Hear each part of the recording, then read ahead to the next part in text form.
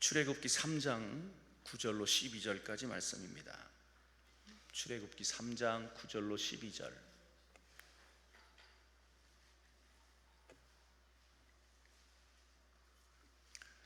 출애굽기 3장 9절로 12절.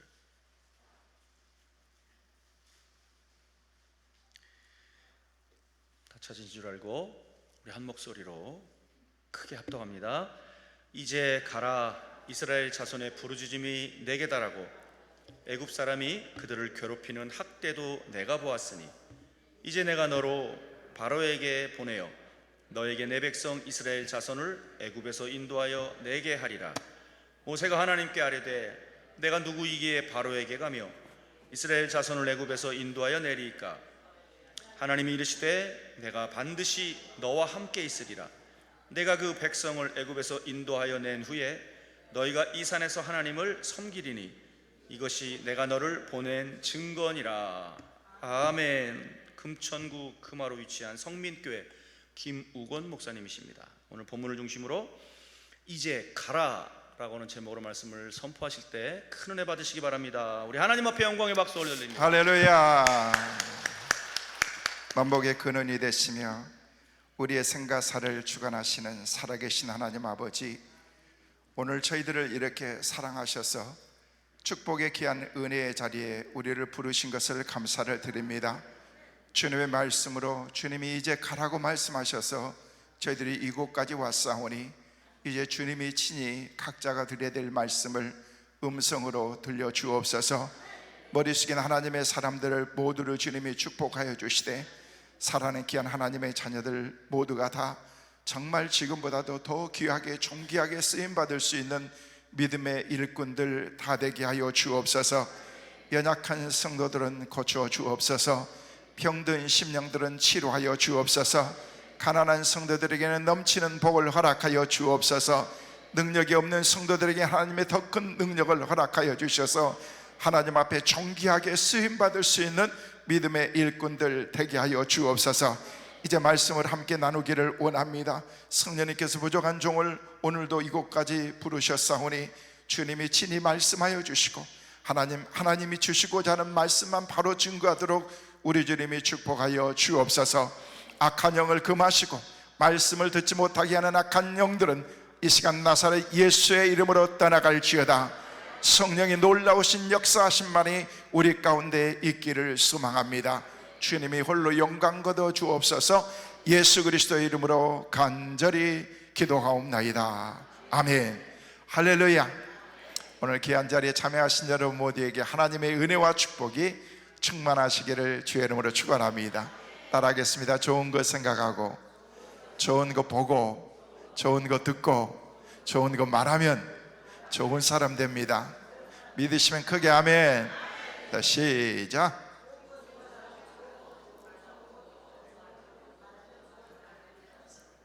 네, 그렇게 될 줄로 믿습니다. 여러분이 어떻게 했든 그냥 헷갈리실 거예요. 근데 심플하게 생각하고 보고 듣고 말하면, 왜냐하면 생각하면은요 다 생각하는 대로 보이게 되어 있거든요. 그게 들리게 되어 있습니다. 그러면 그대로 말하면은요 그 사람은 좋은 사람이 될 수가 있는 거예요. 다시 한번, 좋은 거 생각하고, 좋은 거 보고, 좋은 거 듣고, 좋은 거 말하면 좋은 사람 됩니다. 시작.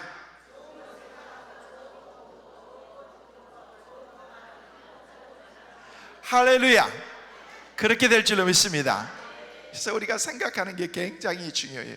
그래서 우리의 생각을 통해서 우리의 삶의 행동이, 언어가, 보는 것, 듣는 것, 말하는 것, 살아가는 삶이 다 거기에서 달라지기 때문에 이제부터는 믿음으로 생각하시길 바랍니다. 영적으로 생각하시길 바랍니다. 잘 될 것들만 생각하시며 살아가면은 우리는 잘 되게 될 줄로 믿습니다.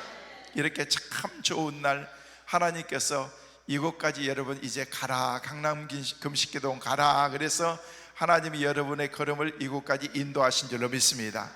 우리는 하나님의 말씀으로 순종하기만 하는 거예요.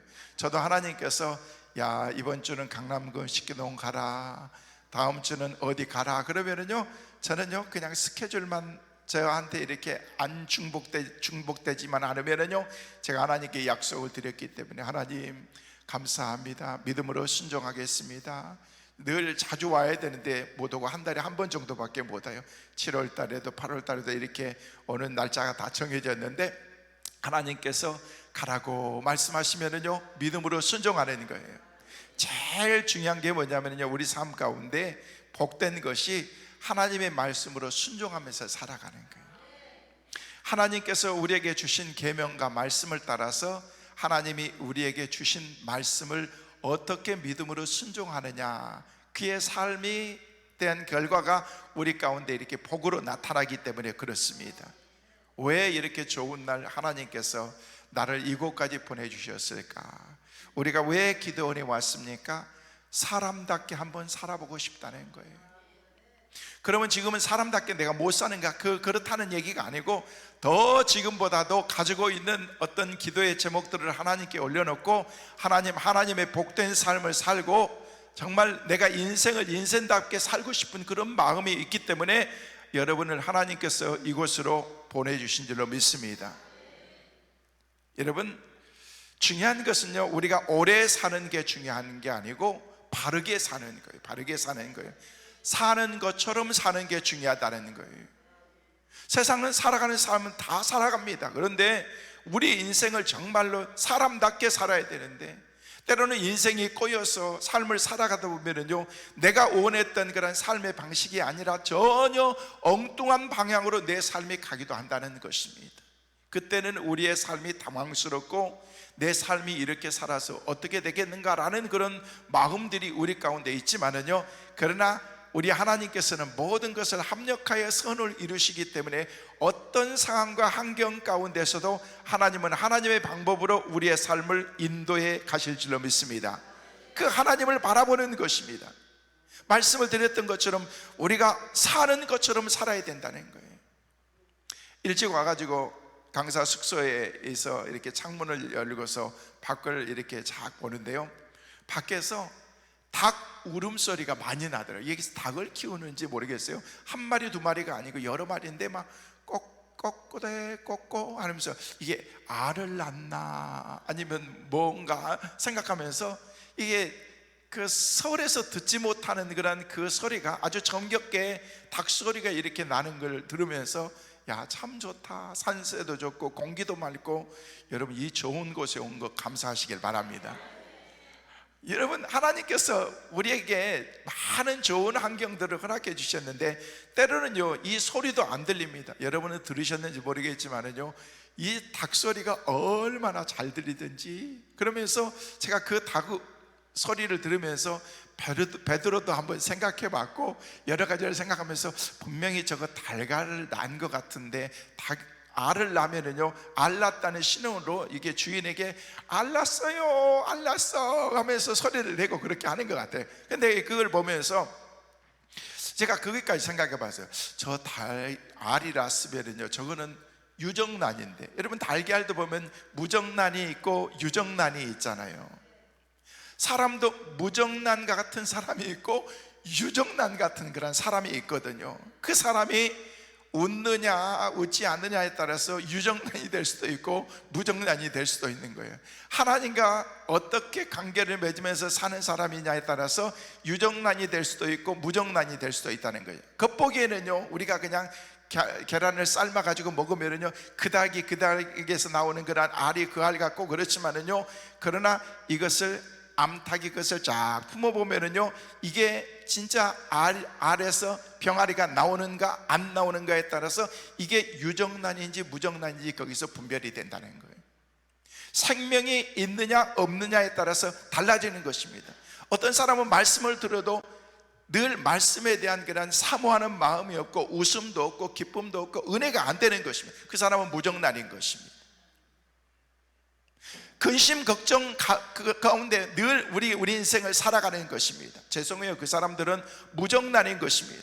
사랑하는 성도 여러분, 걱정하지 말고 여러분의 기쁨과 웃음 가운데 행복하게 여러분의 인생을 살아가시기를 간절히 소망합니다.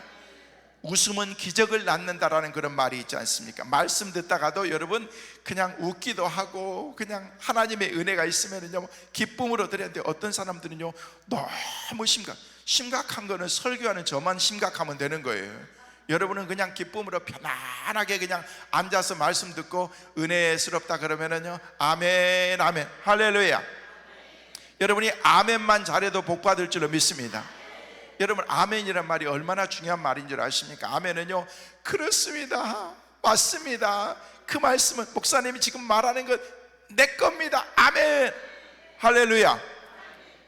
제가 이렇게 여기저기 집회 다녀보면은요 어떤 교회 가보면은요 썰렁한 그런 교회도 있는데, 어떤 교회들 가보면요 막 뜨겁고 말씀을 들으면서 아멘 아멘 하면서 그렇게 그런 사모하는 마음이 있는데요, 이게 말씀을 전하는 내가 벌써 달라지더구만 보니까요. 여러분 설교도 예배 드리는 것도 말씀을 증거하고 말씀을 받는 여러분과 함께 서로 주고받고 서로 이게 커뮤니케이션이 돼야 되는 거예요. 그냥 아무리 던졌는데도 말씀을 듣고 그냥 반응도 없고 그냥 눈만 껌뻑껌뻑하고 그런다면요 이게 은혜가 안 되는 거예요. 근데 말씀을 그냥 전하는데 그냥 강사가 그냥 말씀을 개떡처럼 전하는데도 막 찰떡처럼 막 꿀떡처럼 막 삼키면서 꿀떡꿀떡 삼키면은요 그게 막 은혜가 되는 거예요. 할렐루야. 오늘 이 시간 하나님께서 한 시간 여러분을 통해서 어떤 말씀이 여러분에게 주어진다고 할지라도 그 말씀을 믿음으로 받아들이면 여러분의 인생이 변화되게 될 줄로 믿습니다.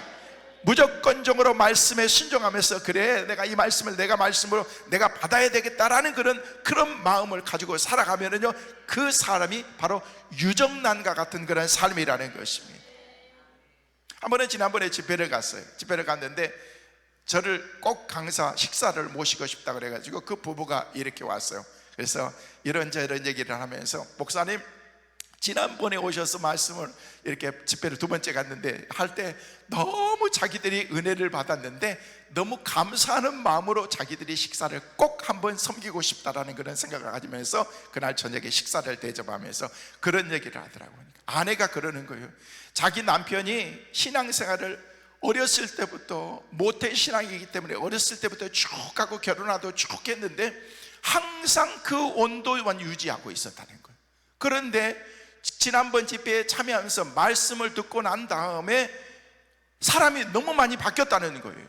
너무 바뀌고 가정적이고 그냥 여행도 같이 가자고 그러고 그렇게 하면서 때로는요 부엌에 자체도 그렇게 잘 오지 않고 혼자 밥도 잘 안 차려 먹은 그런 양반이었는데 부엌에 가서 밥 먹고 나면 설거지도 하고 그렇다고 그러면서 어떻게 그렇게 바뀌어질 수가 있느냐라고 그렇게 얘기를 하면서 자기가 벌써 당신한테 그렇게 했어야 되는데 그렇지 하지 못한 것을 자기가 말씀 듣고 의뢰받고 난 다음에 자기가 회개했다고 하면서 그때부터 한 번만 일회용으로 하는 게 아니고 계속해서 그렇게 하고 있더라는 것입니다. 그런데 집회를 갔는데 너무너무 감사해서 그렇게 제가 그랬어요. 아유 은혜라고 복받. 여러분 그 사람은 뭐예요? 유정란인 거예요. 유정란인 거예요. 오늘 이 시간 강사 목사를 통해서 여러분들이 오늘 이곳에 오셨는데 하나님께서 여러분들에게 주실 말씀이 있을 거예요. 강사를 통해서 주시는 말씀이 어떤 말씀이든지 그 말씀을 딱 붙잡고 여러분이 섬기는 교회 가서 믿음으로 잘 섬기시길 바랍니다. 지금 말씀을 들은 것처럼 여러분의 목사님이 설교하면은요 아멘 아멘 하면서 그렇게 하면은요 목사님들은요 그냥 막 이게 야 내 설교가 은혜가 되나 보다 그러면은요 더 큰 하나님의 막 은혜를 막 끼치고 그러거든요. 이게 서로 복이라는 것입니다. 아멘 하면 여러분의 입술이 복되고 아멘 할 때 목사님이 더 설교에 힘이 나고 말씀의 능력이 나타나고 오늘 하나님께서 여러분에게 주신 말씀을 통해서 그런 은혜가 우리 가운데 있기를 간절히 소망합니다. 그냥 하나님의 은혜로 감사합니다, 은혜입니다, 축복입니다 하면서 칭찬해주고 격려해주고 여러분 그런 인생이 돼야 되는 거예요. 가정에서도 그렇습니다. 여러분 가정에서 남편에게도 남편을 칭찬해 주는 거예요. 제가 오늘 새벽에도 새벽 설교를 하면서 그런 얘기를 했어요. 오늘 이게 디모데전서인가 하여튼 그 말씀을 이렇게 묵상하고 그러는데 생명의 삶에 나와 있는 말씀입니다.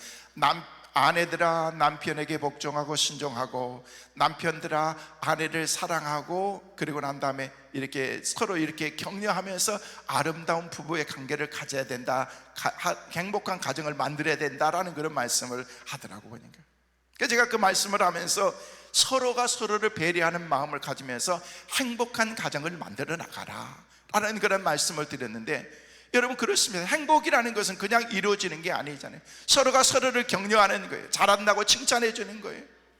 아내가 반찬을 만들면은요, 너무 맛있다고, 당신은 어떻게 이렇게 음식을 잘하느냐고. 여러분 된장찌개를 끓였어요. 된장찌개는 아무리 잘 끓여도 거기서 거기야. 근데 그래요. 된장찌개에 무슨 맛있는 약을 넣냐고 그렇게 하면서 막 칭찬해주고 그러면은요, 아내가 더 잘하는 거예요. 아니 30년 끓인 된장국이 어떻게 변함없이 똑같은 맛이냐, 이렇게 변함없이 그렇게 하면서, 그렇게 하지 말고 갈수록 당신 음식은 맛있다라고 얘기하면서 그러면은요, 부인이 더 잘 만드는 거예요. 투정하고 그러면은요, 맛없는 약 거기다 탈지도 모르는 거예요. 무조건적으로 감사하고 그냥 잘한다고 칭찬해주고 인정해주고, 그렇게 되면은요, 그때부터 주시는 그런 그 감격과 기쁨이 우리 가운데 있다는 것입니다. 여러분 공동체 안에서, 교회 안에서도, 직장생활 하는 가운데에서도, 가정에서도 보니까 잘한다 그러면요, 잘하게 되더라고. 보니까 당신은 왜 그러냐고. 애들한테도 너는 꼭 하는 꼴이 꼭 네 애비 닮아가지고, 여러분 그 얘기하면은 애들 배려버립니다. 여러분 그냥 기다려주는 거예요. 인정해주는 거예요. 저는 우리 자녀들 둘 이제 자라서 이렇게 다 결혼했습니다만은요, 자녀들에게 크면서 제가 한 번도 야 너는 왜 인생을 그렇게 사냐, 아니면 너 그렇게 해서 어떻게 저를 그렇게 얘기해 본 적 한 번도 없습니다. 저는 이 얘기합니다. 데이빗, I trust you. 난 너 믿어. 딸에도 그렇습니다. 조앤, 아빠는 너 믿는다. 제가 미국 가서 유학 가서 이제 자녀들을 낳아서 거기서 키워서 이렇게 결혼하고 성장하고 그랬습니다만은요, 한 번도 자녀들에게 모독적인 그런 얘기를 제가 해본 적은 없었던 것 같아요. 그러면서 결혼하고 난 다음에 우리 아들이 언젠가 그런 얘기를 하더라고. 아빠는 자기를 항상 믿어줬대요. 아마 아빠 생각에 그렇게 하지 못할 상황도 자기에게 분명히 있었을 텐데, 아빠는 항상 나는 너 믿는다, 아빠는 기도할게, 믿어주는 거예요. 그런데 그 말이 아들의 마음속에, 딸의 마음속에 늘 마음속으로 간직되고 있었던 거예요. 아빠가 나를 믿어주는구나. 하나님께서 너 믿고 너를 축복하실 거야. 말로 선포해 주는 것입니다. 작은 것들이라고 할지라도 그런 것들을 통해서 서로가 격려하면서 그렇게 믿음으로 살아갈 때 그 가운데서 하나님이 주신 그런 하나님의 은혜가 있거든요. 여러분 우리 인생을 살아감에 있어서 얼마나 힘들고 어렵습니까? 여러분이 지금 말을 하고 표현하지 않아서 그렇지, 때로는 여러분 삶 가운데 더 이상 내 힘과 내 능력으로는 해결할 수 없는 그런 문제들이 내 가운데 있기 때문에 결사적으로 주님 앞에 나와서 이곳에서 금식하면서 기도하면서 몸부림치면서 이 자리에 앉아 계신 분들도 계실지도 모릅니다. 근데 우리 주님께서는 말씀하시는 거예요. 괜찮아, 가기만 하면 돼. 이제 갈 수 있어. 너 괜찮아. 내가 너와 함께 할 거야. 여러분 이 세상을 살아갈 때 가장 중요한 건 뭐냐면요, 우리가 어디에 있는가 보다도 우리가 어느 방향으로 가느냐가 더 중요한 것입니다. 빨리 가느냐가 중요한 것이 아니고 바르게 살아가느냐가 중요한 거예요. 아무리 빨리 가면 뭐합니까? 우리의 인생이 다 가면서 망가져 버린다면요, 좀 늦어도 괜찮아요. 다른 사람보다 뒤쳐도 괜찮아요. 왜? 머지않아서 내가 가는 길이 더 평탄하고 하나님이 우리 가운데 내게 주신 길은 하나님의 축복의 길이라는 사실을 알 수 있기 때문에 그렇다는 것입니다. 우리는 궁극적으로 힘들고 어려운 길이지만 하나님이 우리에게 말씀하신 것처럼 천국을 향해서 나가는 그런 하나님의 믿음의 순례자들이라는 것입니다. 천국의 항구에 도달하기 위해서 우리는 믿음의 항해를 끊임없이 해야 되는 것입니다. 때로는 순풍도 있고 때로는 역풍도 있고, 천국에 도착할 때까지 돛을 올리고서 계속해서 믿음의 경주를 하면서 나가야 되는 것이 바로 우리의 삶이라는 것입니다. 거친 인생의 바다에서 표류해서도 안 되고, 닻을 내리고 정지해서도 안 되고, 바람이 어느 방향으로 부른다고 할지라도 우리의 목표는 다 정해져 있기 때문에 바람을 거스려서라도 우리는 바른 길로 가야 되는 것이 바로 우리의 삶인데, 때로는 우리의 인생 가운데서 우리의 인생을 받쳐주고 밀어주는 순풍만 있는 것이 아니라는 것입니다. 강풍이 우리 가운데 불어오기도 하고 여풍이 우리 가운데 치기도 하고 상상도 생각하지 못했던 그런 어마무시한 그런 파도들이 우리를 덮칠 것 같은 그런 상황 가운데서 마치 숨이 헉헉 막히는 그런 상황의 환경이 우리 가운데도 있다는 것입니다. 내가 그 가운데서 바다 한가운데서 내가 할 수 있는 게 뭐가 있겠습니까? 하나님을 의지하는 거예요. 하나님 도와주세요, 하나님이 함께 해주시면 가능합니다 하면서 하나님을 바라보는 것밖에 없다는 것입니다. 그렇기 위해서는요, 마음과 생각이 오직 예수 그리스도를 향해서 주님이 주신 그런 우리의 믿음의 표대만을 향해서 우리가 나가야 된다는 것입니다. 힘들고 어려우니까 이것을 피해볼까? 이 길은 아닌 것 같으니까 다른 길로 가볼까? 다른 길로 가도 다 어려운 거예요. 힘들고 어려운 것은 인생사에 쉬운 것은 아무것도 없다는 것입니다.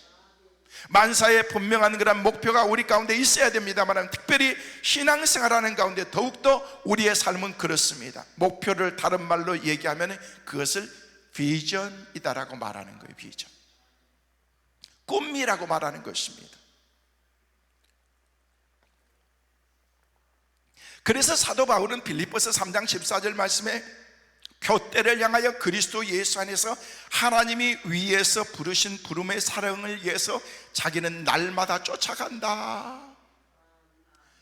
예수 그리스도를 핍박했던 그런 그가 하나님의 은혜를 체험하고 난 다음에 새로운 인생이 되어서 이제는 주님이 자기에게 주신 그런 비전의 표대를 가지고서 어떤 상황과 환경 가운데 있다고 할지라도 나는 흔들리지 않고 그 표대를 향해서 내가 나간다라고 얘기를 하면서 그 외에 다른 것은 내 삶 가운데서 다 오물처럼 생각해 버린다는 것, 쓸데없는 것입니다. 쓸데없는 것.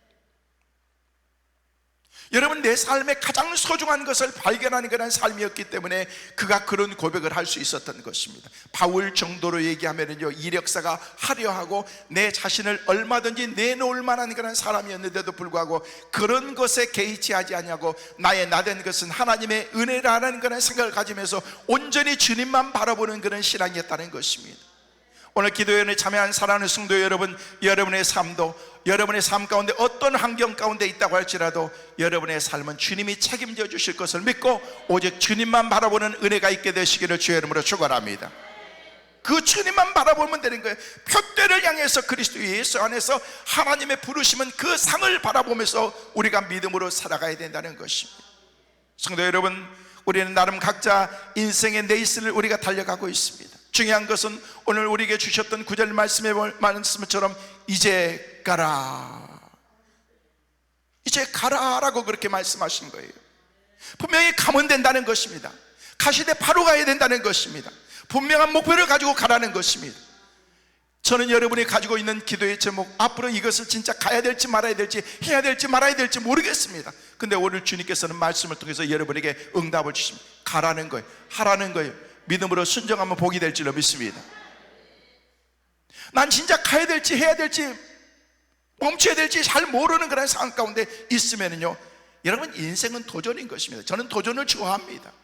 그냥 뭔가를 한번 해보고 싶은, 다른 사람이 하면 나도 할 수 있다는 그런 생각이 제 마음속에 늘 있기 때문에 한번 도전해보는 것입니다.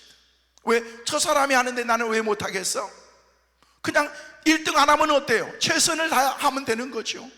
인생을 도전해보지도 않고 내가 뭔가를 시도해보지도 않고 내 인생을 자포자기 한다면요, 그 사람은 실패자인 것입니다.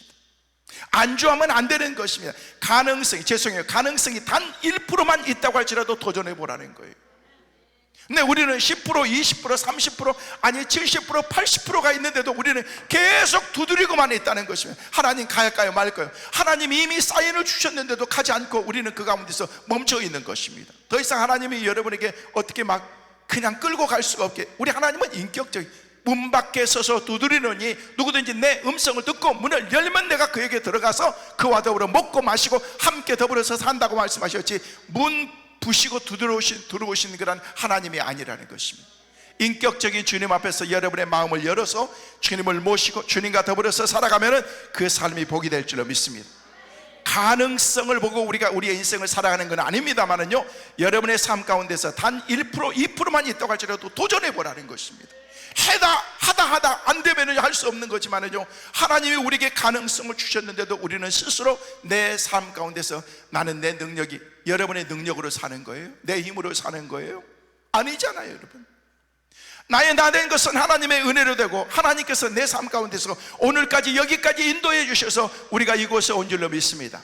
하나님의 말씀에 믿음으로 순종하면서 나가야 된다는 것이에요. 염려하지 말라, 걱정하지 말라. 오늘 본문에도 걱정하지 마, 내가 너와 함께 할 거라고 그렇게 말씀. 여러분, 성경 전체를 통해서 내가 너와 함께 할 거야, 두려워하지 마, 걱정하지 마, 이 말씀이 수도 없이 많이 나와요. 왜? 하나님께서는 우리의 인생이 어떤 인생이라는 것을 다 잘 알고 계셨기 때문에 맨날 염려하는 거예요. 걱정하는 거예요. 여러분, 세계 2차 대전 가운데서 전쟁터에 나가서 얼마나 많은 사람이 죽었습니까? 그런데 전쟁터에서 나가서 죽은 사람보다도 전쟁 후방에서 가족들 저 멀리에 있는 그런 전쟁터에 나가지도 않는 사람들이 전쟁 기간 동안에 더 많이 죽었대요. 따지고 보니까요, 염려, 근심, 걱정 가운데. 여러분, 걱정하지 마세요. 아멘 안 하신 분들은 오늘 걱정하려고 지금 준비하는 것 같아요. 다시 한번, 여러분, 염려 걱정하지 마세요. 할렐루야. 하나님께 맡기라는 거예요. 맡기게, 온전히 맡기라는 것입니다. 여러분, 어린 아이들이요, 그냥 어렸을 때는요, 그냥 높은 곳에 있고 뛰어내려 아빠한테 그러면요, 그냥 눈 감고 확 뛰어내립니다. 어쩔 때는요, 막 한 바퀴 돌면서 뛰어내립니다. 왜? 아빠가 엄마가 다 받아줄 것을 믿기 때문에.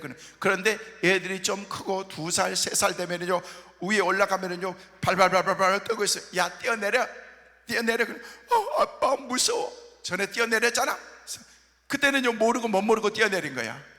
여러분, 때로는요, 하나님 앞에서 신앙생활 하면서 그냥 믿으라고 그러면은요, 믿으면 되는 거예요. 우리는 그냥 계산 다 해보고 그냥 계산기 두들겨보고 이게 답이 나와야지만 믿으려고 하기 때문에, 그렇기 때문에 답이 안 나는 거예요. 믿음은 바라는 것들의 실상이다라고 그렇게 말한 것처럼, 여러분, 바라는 것은요, 아직 이루어지지 않았어요. 그런데 믿음을 가지고 그것을 imagination, 내 생각 속에서 그림을 그리는 거예요. 그리고 나면은요, 그 다음에 이게 답이 딱 나오게 돼 있다는 것이. 그러면은요, 할렐루야, 아멘, 하나님께서 내게 응답 주실 것을 믿습니다 하면서 가면은요, 하나님이 만들어 주시는 거예요. 그려 주시는 거예요.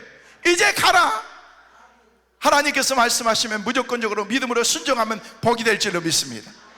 그 하나님을 바라보면서 믿음으로 살면서도 믿음이 진짜 없이 생활하는 사람들이 많이 있다는 것입니다. 아, 저 사람 진짜 장로 맞아? 저 사람 목사 맞아? 아니, 믿음으로 저를 사는 사람 맞아? 라는 그런 생각이 들 때도 많이 있다는 것입니다. 왜요? 내 생각이 앞서기 때문에 그런 것입니다. 하나님께 내 생각을 다 내려놓고 하나님이 알아서 다 해결해 주세요. 하나님이 책임져 주세요. 내 인생 내 거 아닙니다. 하나님이 책임져 주세요. 인생 모르는 거예요. 그제 문자가 왔어요. 문자가 와가지고 함께 지내시는 목사님이 하나님의 부르심을 받았다는 거예요. 깜짝 놀랐어요. 얼마 전에 한 2, 3주 전에 만났는데도 저를 이렇게 격려하면서 김 목사 소식 늘 잘 듣고 신문에서도 보고 여기저기 집회 다니면서 그렇게 한다는 얘기를 하면서 늘 기도하고 있어라고 그렇게 얘기를 했는데 갑자기 돌아가셨다는 문자를 받았어요. 제가 그걸 보면서 그때까지만 해도 전혀 문제는 없으셨는데 어떤 그런 어디가 특별히 아프셨는가 그래 생각을 했는데, 이제 가서 뵈니까 갑자기 이렇게 심근경색으로 인해서 쓰러지시고 가신 거야. 여러분, 우리 인생을 모르는 거예요. 하나님께서 우리의 삶 가운데서 내 생명을 지켜주시고 나를 보호해 주시고 함께 해 주셔야지 갈 수 있는 거지, 내가 내 건강 지킨다고 갈 수 있습니까? 안 되는 거예요. 안 되는 거예요. 내 건강, 자녀들, 경제적인 것, 우리의 삶의 앞으로 미래에 대한 그런 삶, 불투명한 그런 내일을 우리가 어떻게 알 수 있겠느냐는 거예요. 하나님께서 모든 것을 책임져 주셔야 된다는 것입니다. 하나님께서 저와 여러분들을 그리스도의 교회와 복음을 위해서 사는 제자로 부르시고 네가 이런 사명이 있기 때문에 내가 너를 책임져 주는 거야 라고 그렇게 하나님이 말씀하시는 것입니다. 여러분, 우리는 하나님의 은혜로 여기까지 왔기 때문에 그냥 하나님의 은혜로 감사하면 세상에 쉬운 게 없다는 거예요. 얼마 전에 한 자매를 만나서 식사하는데, 식사를 한참 하면서 그 자매가 저한테 그러는 거예요. 목사님은 하시는 이 일이 행복하세요? 라고 그래서 왜 그렇게 물어본 거야? 라고 그랬더니 목사님 보면서 항상 이렇게 행복한 것처럼 자기가 느껴졌대요. 그래서 항상 행복하세요. 그래서 야, 어떻게 항상 행복하겠니? 그렇지만은 나는 늘 기쁘게 행복하게 살아. 그랬더니 자기가 이제 같이 섬기니까, 우리 교회 섬기니까 자기가 볼 때도 목사님은 늘 기쁘고 행복한 것처럼 보인대. 여러분 보기에 제가 행복한 것처럼 보여요? 잘 보셨어요. 뭐 이런 분위기 아니요, 아닌 것 같은데요. 그렇게 얘기하면요 이제 설교 끝하고 내가 내려갈 텐데. 근데 저는요 기쁘게 살아요.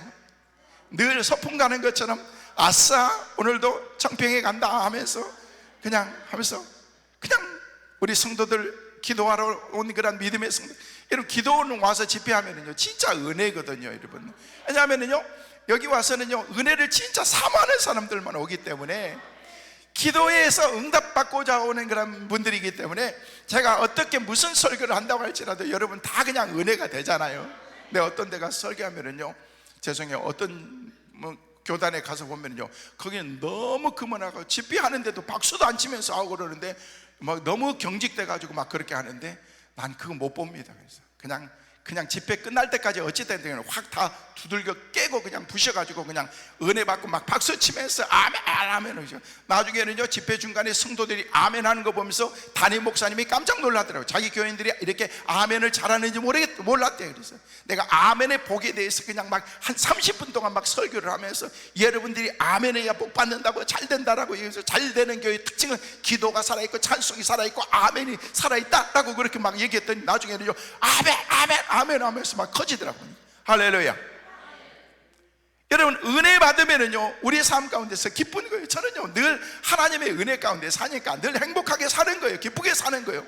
여러분 인생 행복하게, 엊그제 신문에 나왔는데 보니까 우리 한국의 평균 수명이 어른들은, 남자들은요 80 정도 된대요. 아직 뭐 100세 살 시대라고 얘기를 하는데, 그런데 80 가운데 살아가는 걸, 80 이상 되신 분들은요 하나님이 특별한 은혜를 주셔서 보너스로 사는 거라 그렇게 생각하면 돼요. 80 사는 그런 삶 가운데에서 70년 동안은 나름 건강하게 살고 나머지 10년은요 이제 병을 치르면서 점점 아프고 약 더 많이 드시다가 10년 앓다가 가신다는 거예요, 여러분.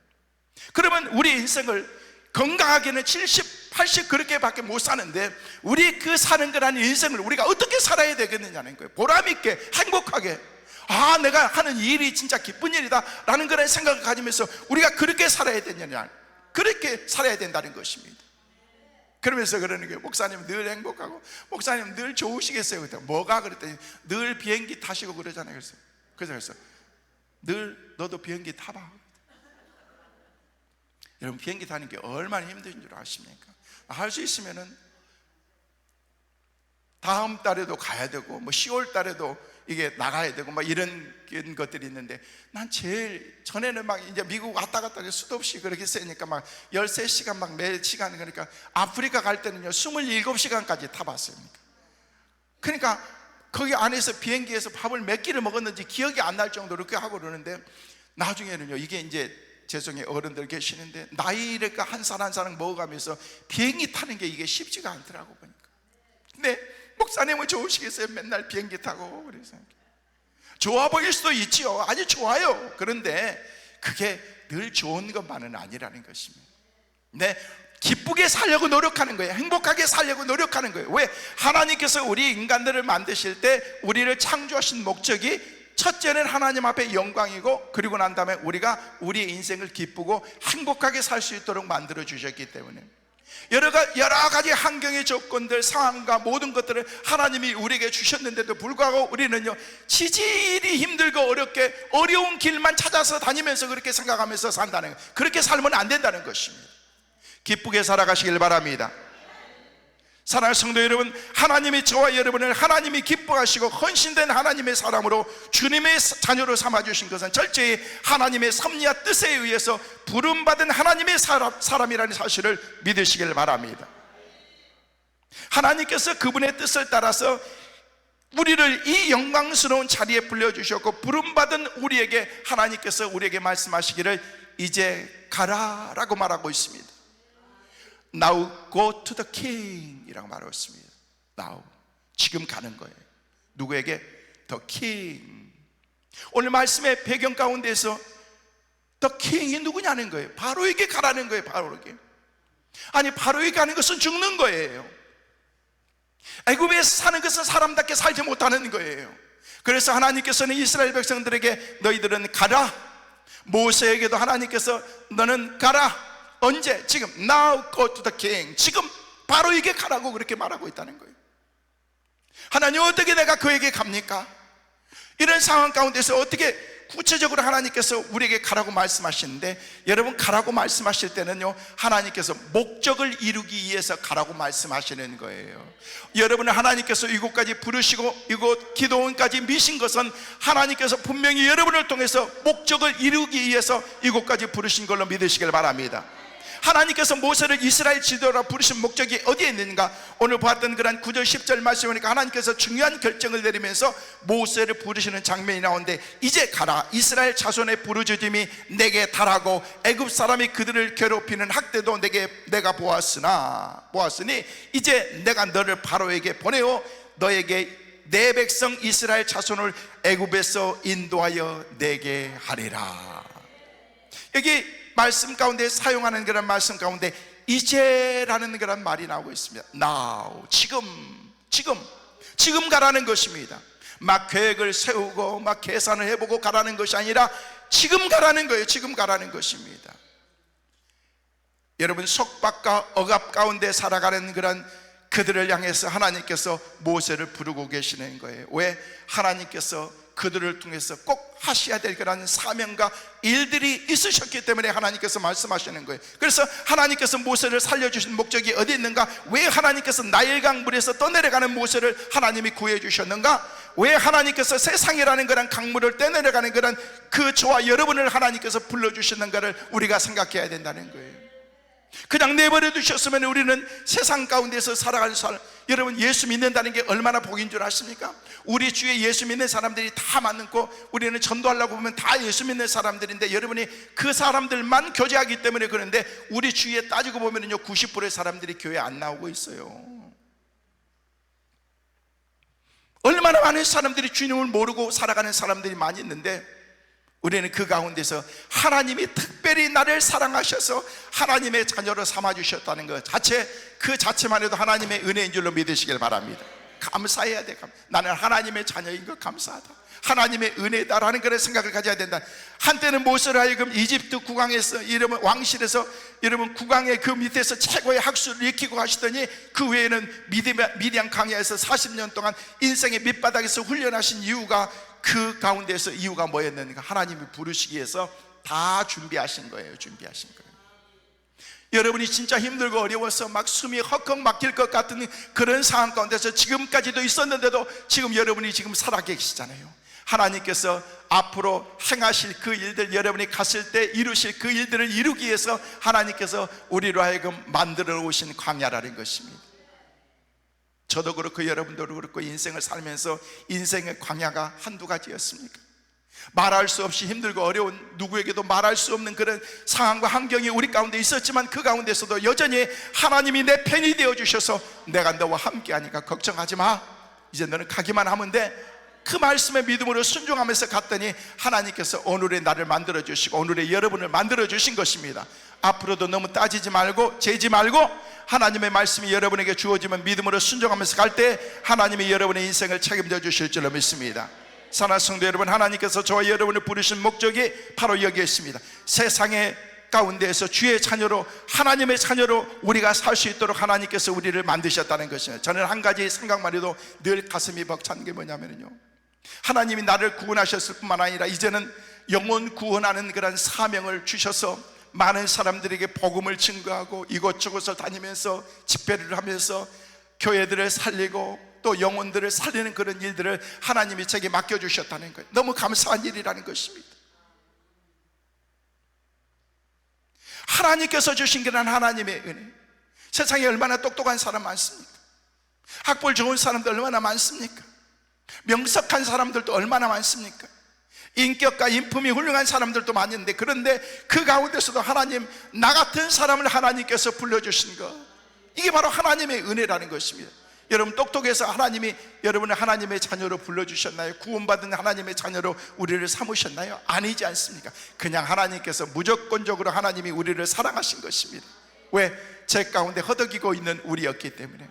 그래서 우리를 보다 못해서 하나님께서 인간의 몸을 입고서 이 땅에 내려오신 것입니다.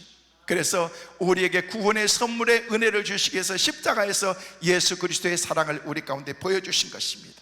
그 그리스도의 사랑을 믿는 사람들마다 구원의 은혜의 자리에 들어가는 사람들에게 하늘의 복을 누리면서 살 수 있는 그런 축복의 은혜를 우리 가운데 주셨다는 것입니다. 이것을 절대 잊어버리지 말고 믿음으로 감사하면서 하나님이 나를 부르셨다라는 그런 그 부름에 믿음으로 순종하면서 영적으로 믿음으로 살아가는 우리 모두가 되시기를 주의 이름으로 축원합니다. 두 번째로, 가라고 하실 때는 하나님이 함께 하시겠다라고 말씀하신다는 것입니다. 모세는 하나님의 부르심 앞에서 주저하면서 소명을 사용하고 있습니다. 11절 말씀해 보니까 우리에게 그렇게 말씀하고 있습니다. 같이 한번 읽어보실까요? 같이 보십니다. 모세가 하나님께 아뢰되 내가 누구이기에 바로에게 가며 이스라엘 자손을 애굽에서 인도하여 내리까? 모세는 변명하고 있습니다. 이때 하나님께서 모세에게 너무나도 가슴 벅찬 그런 격려의 말씀을 하고 있는데 12절 말씀을 우리에게 같이 보십니다. 함께 읽습니다. 시작. 하나님이 이르시되 내가 반드시 너와 함께 있으리라. 할렐루야. 따라하겠습니다. 내가 반드시 너와 함께 있으리라. 믿으시면 아멘. 모세와 함께 하셨던 하나님은 여러분과 함께 하실 줄로 믿습니다. 여러분이 아무리 힘들고 어려운 가운데 있다고 할지라도 하나님이 나와 함께 해주신다는 것입니다.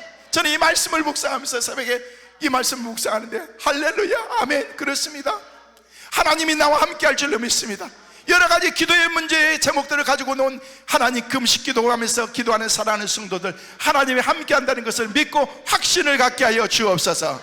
이제는 내가 너와 함께 할 테니 두려워하지 말라. 여러분, 두려워하면 지는 거예요. 염려하게 되면요, 여러분의 인생이 다 망가지기 시작하는 것입니다. 성도 여러분, 하나님께서 저와 여러분을 부르시고 가라고 하실 때는 반드시 하나님이 동행해 주신다고 말씀하고 있습니다. 여러분, 누군가가 나와 동행할 때 얼마나 힘이 되고 얼마나 좋습니까? 여러분, 같이 가주는 거예요. 동행해 주는 거예요. 내가 너와 함께 할게. 성도들 가운데도 보면 그렇게 고백하는, 목사님 힘내세요, 우리가 있잖아요. 우리는 늘 목사님 편이에요. 늘 기도하고 있어요. 여러분, 그런 얘기 들으면 막 힘이 막 불쑥불쑥 막 나기 시작하는 거예요. 여러분이 그런 사람이 되시길 바랍니다. 여러분 주위에 힘들고 어렵지만은요, 표현도 하지 못하면서 그냥 내 표정 관리하면서 힘들고 어려움을 혼자만 안고 살아가는 사람들도 많이 있거든요. 누가 위로해 주겠어요? 바로 여러분. 여러분이 그 사람에게서 손을 꼭 잡아주고, 말을 많이 안 해도 괜찮아요. 권사님 힘내요, 나 기도하고 있는 거 알지? 집사님 힘내, 내가 같이 기도할게. 나도 옛날에 힘들었던 거 집사님 잘 알고 있잖아. 기도하고 하나님 바라봤더니 하나님이 해결해 주시더라. 하나님만 바라보는 거야. 남편, 자녀들, 그건 그냥 하나님 바라보는 거야. 우리 그렇게 살아가자. 여러분, 그 말 한마디가요, 그 사람들에게 힘이 되는 거예요. 그냥 잘난 체 하면서, 그래서 집사님 내가 기도하라 그랬잖아. 아주 뽀대 없이 말하는 사람들이 있잖아요. 잘난 체는 지가 혼자 다 하고. 그러면 안 돼요. 그래서 그냥 가서 손 잡아주고, 그냥 우리 나가서 짜장면 하나 먹을까? 이 말 자체가요, 그냥 힘이 되는 거예요. 힘이 되고 용기가 되는 거예요. 그렇지만 아무리 주위에서 우리의 삶 가운데서 위로자가 없다고 할지라도, 그러나 주님은 우리에게 말씀하십니다. 내가 너를 위로해 줄게.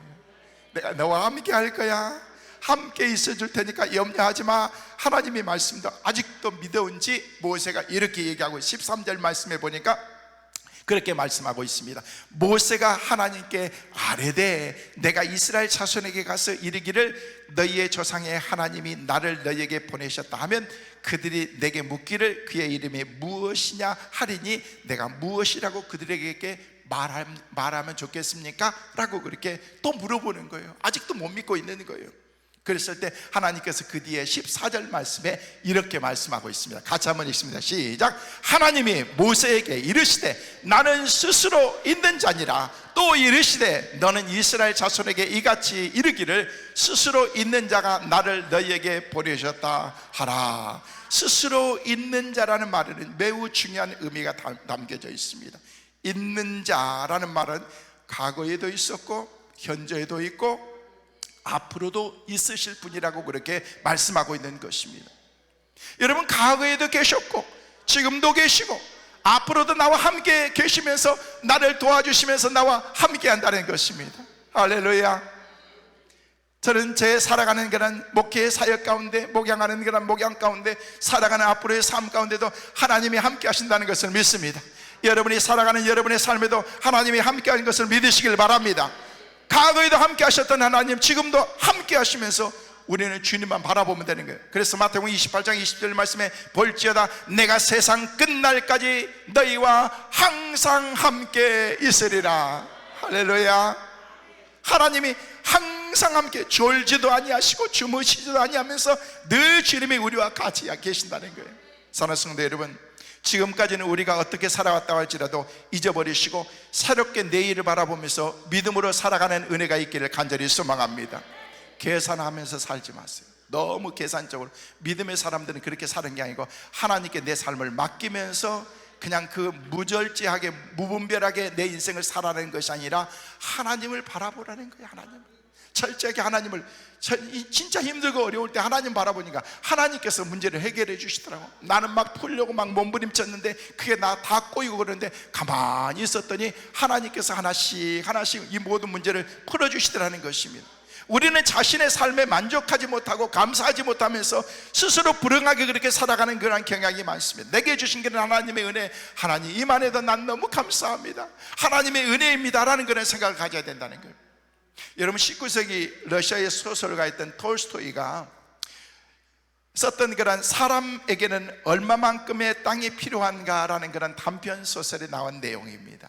그 내용이 보면요, 소설의 주인공이었던 그런 파흠이라고 하는 그런 사람이 등장하는데, 이 사람은 너무너무 가난했습니다. 자기도 자기의 소유의 땅을 갖고 싶어서 그런 마음이 있는데 내 마음대로 땅을 소유할 수 있는 그런 상황이 아니어서 있는데, 어느 날 그 동네 촌장이 유지였던 그런 사람이 내가 땅을 팔겠다라고 얘기했는데, 땅을 파는데 너무 획기적으로 땅을 판다는 그런 소식이 들린 거예요. 얼마나 1000루블을 받는 거예요. 쉽게 얘기해서 15,000원에 땅을 주겠다는 거예요. 얼마만큼 주냐면 네가 오늘 밟은 땅만큼 내가 주겠다라고 그렇게 얘기하는 거예요. 대신 아침에 시작해서 해가 넘어가기 전까지 들어올 때 너희가 밟은 땅을 너에게 주겠다라고 얘기하니까, 이 파움이라는 사람이 평생의 소원이 땅을 갖는 건데 내가 땅을 가져야 되겠다. 그래서 그래서 1000루블, 15,000원밖에 안 되니까 그냥 쉽게 주고 난 다음에 그냥 보따리 짐을 싸가지고 간단한 음식과 마실 물을 가지고서 이제 막 뛰기 시작합니다. 이건 내가 밟는 땅은, 이건 내 땅이야, 이것도 내 땅이야 하면서 쫙 뛰는데, 한참 뛰는데 이제 해가 중천에 딱 떠들어있는 거예요. 이제 중간에 떴으면 이제 돌아와야 되잖아요. 근데 욕심이, 앞을 보니까 더 비옥한 땅이 있어가지고 아유 모르겠다, 더 뛰자 하면서 계속 뛰었어요. 뛰었는데도 이제 벌써 해가 중천에서 석양 쪽으로 넘어가고 있는 가운데, 야, 내가 더 이상 안 돼, 이러면 안 되지, 해 넘어갈 때까지 들어가야지 하는데, 앞에 보니까 더 좋은 땅이 있어서 그곳을 향해 또 뛰기 시작하는 거예요. 한참을 뛰다가 이제는 너무 지쳐가지고 발도 아프고 마실 물도 없고 먹을 것도 없고 그래가지고 막 뛰는데, 이제 자기가 가지고 있는 것을 다 버리고 뛰기 시작해요. 맨발로 뛰는데 발이 막 부르터가지고 막 그러는데도 막 제대로 뛰지도 못하는 가운데 막 한참을 열심히 뛰는데 드디어 목적지가 딱 오는데, 목적지를 향해서 딱 도착하는 그런 그 순간 촌장이 기다리고 있는 그 자리에 딱 도착하는 거예요. 주위 사람들이 박수를 치면서 야, 너 대단하다 하면서, 그런데 딱 도착하는 순간 그 사람이 팍 쓰러지면서 제가 밟고 왔습니다 하면서 쓰러졌는데, 쓰러졌던 그런 파움이라는 사람을 일으키는데 나중에 일으켜 보니까 피를 토하고 죽어 있더라는 것입니다. 여러분, 이게 인간이라는 거예요. 우리 인간의 욕심은요, 끝도 없고 한도 없습니다. 여러분은 얼마만큼 채우면 여러분이 만족할 것 같아요? 얼마만큼 가지면 여러분이 감사할 것 같아요? 우리는 만족함이 없습니다. 한 젊은 청년이요, 가다가 요술 이 그릇을 발견했는데, 요술 그릇 뚜껑을 딱 여니까 그 앞에서 요술 요정이 딱 나오면서 아우 주인님 반갑습니다, 주인님이 원하는 소원은 내가 뭐든 다 드리겠습니다 하니까, 딱 그러니까 이 청년이 가만히 생각해 보니까 자기가 원하는 게 너무 많은 거예요. 너무 많아가지고 나는 돈도 필요하고 결혼도 해야 되고 그냥 다 필요하다라고, 그렇게 여자도 필요하고 그냥 다 필요하다라고 그렇게 얘기한 거예요. 그래서 이제 요술 요정이 그런 거예요. 아니요 주인님, 저는 딱 한 가지밖에 들어줄 수 있는 소원이 없습니다 라고 그렇게 하니까, 이 젊은 청년이 돈도 필요하고 여자도 필요하고 또 그냥 결혼도 해야 되겠고 그냥 그렇게 생각하는데 뭘 할까 생각하다가 이 머리로 짜낸 거예요. 그냥 돈, 여자, 결혼 그렇게 한 거예요. 그러니까 요술 이게 요정이 있다가 곰곰이 생각하다 네 알겠습니다 딱 그랬더니 한 달 만에 정신이 돈, 여자를 데려왔더래요. 뭔 말인지 모르시는 분들 집에 가서 그냥 웃고 정신이 있어. 여러분 욕심 부리지 마시고 한 가지만, 잘못하면 돈, 여자가 여러분에게 올 수도 있으니까 그냥 내게 주어진 그런 하나님의 은혜는 이 정도면 나는 너무 감사하다라는 그런 생각을 가지고 살아야 되는데, 내는 온 천하를 얻고도 만족하지 못하면서 살아가는 것이 바로 우리의 인생이기 때문에 그렇습니다. 그래서 우리는 감사하는 마음으로 하나님 이 정도면 괜찮습니다, 하나님의 은혜입니다. 여러분 얼굴 이렇게 쫙 표정 보니까 이 정도 얼굴 표정이면 살 만큼 살아, 괜찮은 거야. 여러분 기도원에 와서 여유롭게 기도할 정도면은 여러분 마음의 여유도 있으니까, 정말 힘들고 어려우면은요 여러분 삶의 지금 현장에서 여러분 열심히 땀 흘리고 지금 일해야 되고 막 그럴지도 모르는 거예요. 그냥 내 인생 모르겠다 자포자기 하면서 내 인생 기도원에 가서 내가 거기서 끝내야 되겠다 하면서 오신 분이 있어요? 아니잖아요. 여러분 새롭게 내가 인생답게 한번 살아보겠다는 그런 마음이 있잖아요. 그러면은 그런 마음으로 이곳에 왔으면은요 믿음으로 하나님 진짜 한번 꽉 붙잡고, 하나님 아니면 안 됩니다, 하나님 붙잡습니다, 하나님 해결해 달라고, 그러면은요 하나님께서 반드시 응답 주셔서 이 기도의 동산을 내려가게 될 줄로 믿습니다. 기도할 때도 그런 확신과 믿음이 여러분에게 있어야 되는 거예요. 믿음으로 기도한다는 것입니다. 이 시간 여러분의 인생 목표가 물질을 향해서 가지 말고 세상적인 것의 향락을 따라서 가지 말고 복음을 전하기 위해서 우리와 함께 하시고 우리를 인도하시고 늘 함께 하신다고 말씀하신 그 약속의 말씀을 붙잡고 주님과 더불어서 주님이 가라고 하면 믿음으로 갈 때, 순종할 때 복이 될 줄로 믿습니다. 그렇게 살아가는 은혜가 있게 되시기를 주의 이름으로 축원합니다. 마지막으로 가라고 하실 때는 우리를 축복하기 위해서 가라고 말씀하시는 거예요. 성도 여러분, 여러분들이 가시는 그 길에는 하나님의 축복이 약속이 되어 있습니다. 하나님께서 이스라엘 백성들 애굽에서 불러내서 인도하시면서 가라고 말씀하실 때는요 분명히 하나님께서 목적이 있어서 하나님이 잘되게 하기 위해서, 축복하기 위해서 하나님께서 그를 부르신다. 오늘 17절 말씀을 보니까 내가 말하였거니와 내가 너희를 애굽의 고난 중에서 인도하여 내어 적과 꿀이 흐르는 땅 곧 가나안 족속, 헷 족속, 아모리 족속, 브리스 족속, 히 족속, 여부스 족속의 땅으로 올라가게 하리라 하셨다 하면이라고 그렇게 말하고 있다는 것입니다. 아름답고 광대한 하나님께서 축복의 적과 꿀이 흐르는 그런 가나안 땅을 주시기 위해서 하나님께서 가라고 말씀하신다는 것입니다. 여러분이 상상도 생각하지도 못했던 그런 하나님의 은혜를 예비하시고서 주님이 가라고 말씀하시는 거예요. 가면 하나님께서 친히 인도해 주시는 것입니다. 내 삶은 안 되는 것 같지만은요 하나님께서 해주신다는 거예요. 다 준비해 주시는 거예요. 한 번은 스펄전 목사님이요 집회를 하고서 돌아오는데, 집회를 끝나고 돌아오는데 기차표를 끊어가지고 돌아가지고 기차를 딱 올라타서 주머니를 뒤져보니까요 표가 없어진 거예요. 표가 없지? 요즘 같으면요 표 그냥 다 그냥 모바일로 오기 때문에 문제가 있는데, 옛날에는 표 오면은요 우리 이제 젊었을 때만 해도 검치모니 다니면서 뭐 펀치 같은 거 뚫어져 가지고 표 있나 없는가 확인했잖아요. 올라왔는데 이렇게 막 뒤지고 그러는데요 표가 없는 거예요. 근데 그 앞에 딱 젊은 신사분이 앉았는데 스펄전 목사님 아니십니까? 네 맞는데. 그때 근데 왜 그렇게 당황하시고 왜 그러십니까? 그때 표를 그렇게 사왔는데 표가 이렇게 갑자기 이게 어디로 사라졌는지 없다고 그렇게 얘기했더니 그래요? 그러면서 하나님이 알아서 하시겠죠? 라고 그렇게 이렇게 목사님은 사셨으니까 라고 그렇게 얘기하는데 본인은 정작 당황스러운 거예요. 그래, 하나님이 알아서 하실 거예요 라고 그러는데 그 얘기가 끝나자마자 검침원이 딱 오면서 한 사람씩 하나씩 표를 딱 이렇게 검사를 하면서 이렇게 보더라는 거예요. 그러면서 자기 집 앞에 딱 오더니 자기를 보고 앞에 있는 그런 그 신사를 보면서 검침원이 신사에게 인사를 꼬박 90도 각도 인사를 딱 하더라는 것입니다. 그러니까 그 신사가 그냥 인사를 받고 난 다음 앞에 있는 이분에게 인사하라고 이렇게 인사를 하니까 그 검침원이 스펄전 목사님이 즐거운 여행 되시라고, 즐거운 여행 되십시오 하면서 쫙 가더라는 거예요. 보자고 하지도 않고 그 신사에게도 보자고 않고 자기들도 보자고 하지도 않고 그냥 가더라는 것입니다. 그래서 이게 어떻게 된 거냐라고 얘기했더니 그 앞에 있는 신사가 그러더래요. 제가 이 철도 회사 사장입니다 라고 얘기를 해요. 자기가 이 기차를 탈 이유가 별로 없었는데 하나님이 강권적으로 자기를 타게 만드시더라는 거예요. 근데 그 탔으면은요 하고 많은 그런 자리가 많은데 왜 스펄전 목사님 앞에 그렇게 앉았을까? 여러분 우연 같습니까? 아니라는 거예요. 하나님이 알아서 다 하시는 거예요. 여러분 기차표만 사면 되는 거예요. 잊어버려도 괜찮아요. 걱정하지 마세요. 하나님께서 다 알아서 하실 줄로 믿습니다. 하나님의 섭리 가운데 모든 것이 다 있기 때문에 너희는 가라, 그냥 가라. 언제?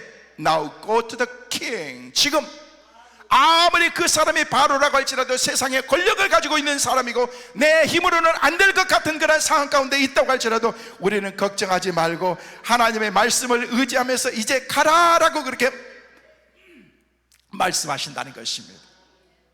우리가 믿음으로 순종하면 하나님께서 나머지는 다 알아서 해결해 주실 줄로 믿습니다. 여러분이 지금 기도하고 있는 그 길을 여러분이 가야 될지 모를지 저는 몰라요. 근데 하나님께서는요 오늘 말씀에 그렇게 말씀하시네요. 가라, 한번 도전해봐라, 한번 네가 열심히 나 의지하면서 노력해봐라. 하나님의 목적을 이루기 위해서 하나님께서 함께 하시면서 내가 너를 반드시 축복할 거야 라고 그렇게 말씀하시면서 하나님이 우리에게 말씀하시는 거예요. 넬슨 만델라 대통령이 늘 썼던 그런 말, 빨리 가려면 혼자 가고 멀리 가려면 함께 가야 된다. 여러분 이 속담은 그 당시에 코사족, 남부에 있는 코사족 속담에서 나온 말입니다. 빨리 가는 것이 중요한 것이 아닙니다. 좀 늦어도 괜찮습니다. 그러나 함께 가고 더불어서 가고 사랑하는 사람과 더불어서 사랑하는 남편의 손을 붙잡고 사랑하는 아내의 손을 붙잡고 더불어서 여러분이 섬기는 목사님의 그 손을 꼭 붙잡고 여러분이 살아가면은 하나님께서는 여러분의 길을 인도해 주시고 세상 끝날까지, 아니 세상 끝나는 것으로 그치는 것이 아니라 저 천국의 삶까지도 하나님이 우리를 인도해 주실 줄로 믿습니다. 어찌됐든 간에 우리 주님께서는 우리에게, 여러분에게 도전하십니다. 한번 도전해봐라, 한번 살아봐라, 한번 가봐라. Now go to the king, to the world. 세상 가운데로 여러분이 나가보는 거예요. 세상 가운데 한번 도전해보는 것입니다. 하나님께서 내게 능력 주시는 자 안에서 내가 모든 것을 할 수 있다라고 그렇게 말씀하신 것처럼 주님의 말씀을 의지하고 나가면 하나님이 우리의 삶을 책임져 주실 줄 믿습니다. 여러분 하나님과 동행하면서 어디든지 믿음으로 나갈 때 우리는 승리자가 될 줄로 믿습니다. 오늘 말씀을 통해서 여러분이 어떤 말씀이라도 꼭 붙잡고 날마다 믿음으로 순종하며 살아가서 축복된 삶을 살아가는 우리 모두가 다 되시기를 주의 이름으로 축원합니다. 오늘 주신 오전의 말씀을 붙잡고서 하나님, 우리가 하나님께서 내게 말씀하시면서 이제 가라라고 그렇게 말씀하셨는데 나는 지금까지 너무 두려웠습니다. 너무 힘들었습니다. 근데 하나님께서 말씀하셨기 때문에 내가 믿음으로 한번 순종해 보려고 합니다. 주님이 함께 하신다라고 말씀하셨사오니 하나님 나와 동행해 주셔서 내 삶을 축복된 삶으로 만들어 주옵소서. 오늘 말씀을 생각하면서 주여 한번 크게 부르시고 난 다음에 동성으로 같이 한번 기도하시겠습니다. 주여